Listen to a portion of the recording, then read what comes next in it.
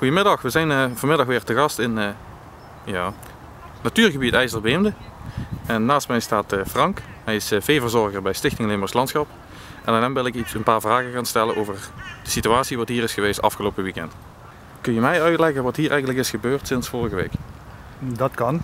Wij hebben sinds vorige week woensdag, we hebben woensdag nog hier een aantal koeien behandeld met wat problemen aan de hoeven.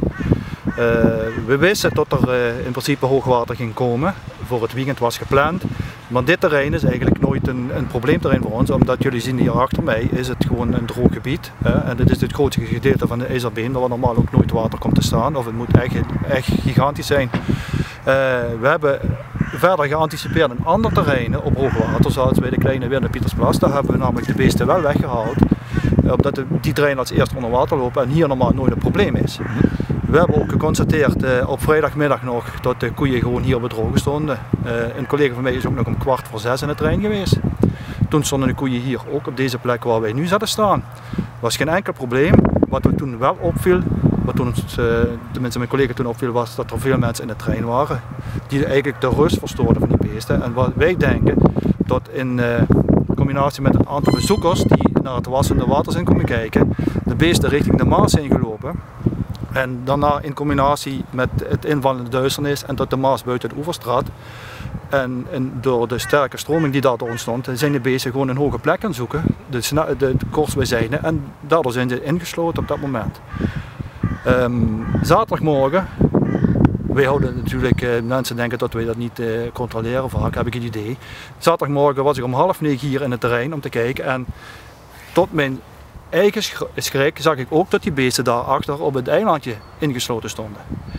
We hebben toen ik heb toen direct mijn collega gebeld die verantwoordelijk is voor de calamiteitentelefoon van het weekend. Want we wisten gewoon dat er telefoontjes gingen komen van de mensen. Daarvan in kennis gesteld dat dat aan de hand was en dat wij bleven controleren wat er gebeurt. Maar we konden op dat moment niks doen, de stroming was gewoon te sterk. Want die beesten weten ook van luister, we kunnen niet door de stroming hier, want dan kunnen we afdrijven. Dus we blijven gewoon staan totdat de situatie zich verbetert. We zijn die dag 's middags nog een keer komen kijken en het werd toen inderdaad steeds drukker van de mensen hier, dat weet ik. En ik weet ook dat de mensen gewoon blijven bellen. Ik heb toen ook enkele mensen zelfs hier gesproken op de parkeerplaats van jullie hoeven niet te bellen, we weten wat er aan de hand is en we houden toezicht erop. Verder zijn ook de meldkamer van de politie was op de hoogte, want meestal bellen mensen eerst hun op en dan krijgen we een telefoontje van de meldkamer. Plus de infolijn van de gemeente Margraten-IJssel was ook op de hoogte.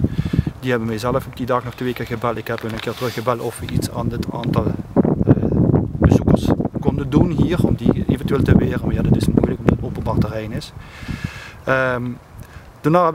Toen op het einde van de zaterdag hebben we besloten om zondagmorgen terug te komen met nog 2 collega's van mij om te kijken of we die beesten met voer, met hooi van het eilandje kunnen weglokken op het droge gedeelte. We waren zondagmorgen om 8:30 wederom in het terrein. Toen hebben we de afweging gemaakt, was het beduidend mindere stroming, maar het water stond nog redelijk hoog. Hebben we de afweging gemaakt om ze niet ervan af te halen, omdat ze toch nog met de droge poten hadden, dus stonden nog droog, maar om ze op een andere manier te gaan voeren. Toen hebben we de Groene Brigade van de provincie Limburg gebeld, die hebben een boot. Die zijn met die boot gekomen vanuit Roermond en in de loop van de middag zijn die beesten daar op dat eilandje gevoerd. We hebben gehoopt, we hoopten dus dat de waterpeil zo ver zou zakken tot we ze vandaag er vanaf konden halen met het voeren, met lokken. Maar tot onze grote vreugde zelf, ook vanmorgen, toen we hier in de trein kwamen, liepen ze op het droge en waren ze zelf het weg teruggevonden. Dus de mensen hoop ik dat ze daar ook van kunnen leren, dat de dieren toch instinctief proberen zichzelf ook in veiligheid te brengen en zo gauw ze een mogelijkheid zien, toch de weg terugzoeken naar het droge op.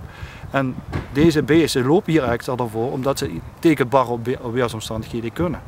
En ze kunnen nog vaker beter tegen slecht weer dan tegen in warme zomers. Dus ze zijn daarop eigenlijk geselecteerd om hier te lopen. Tot ze tegen alle soorten weersomstandigheden kunnen. En nogmaals, iedereen probeert te overleven, dus die beesten ook. En ze doen op dat moment het beste wat ze denken voor hunzelf. Maar jullie hebben wel gisteren overwogen om ze eventueel toch van het eiland af te gaan halen? Ja, dat hebben we overwogen om ze er vanaf te lokken, maar we wisten niet hoe diep bepaalde plekken water is. En als er beesten lopen, ze zouden toch zeker achter het voer aangaan, dat wisten we. Dat weet je gewoon in de winterperiode, als je dan met hooi komt, met droog voer, dan komen ze meestal erop af.